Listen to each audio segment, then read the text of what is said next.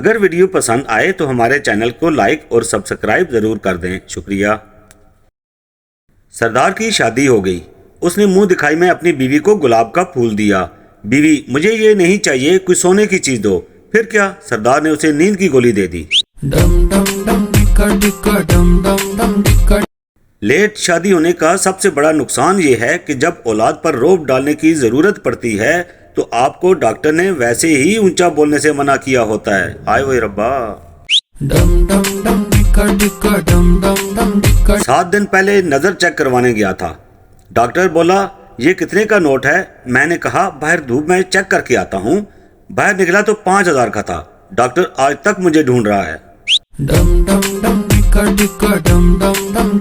Grammar کی teacher نے پٹھان شاگرد سے پوچھا تم ناچ رہے ہو، وہ ناچ رہے ہیں، ہم سب ناچ رہے ہیں، بتاؤ یہ کون سا زمانہ ہے؟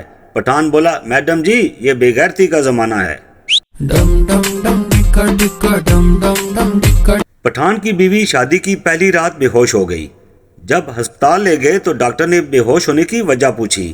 پٹھان بولا شادی سے پہلے اس کے ابو نے کہا تھا میری بیٹی سے کبھی فرق نہ کرنا، میں نسوار منہ میں رکھ رہا تھا، اس کے بھی رکھ دی، ہم زبان کا پکا ہے۔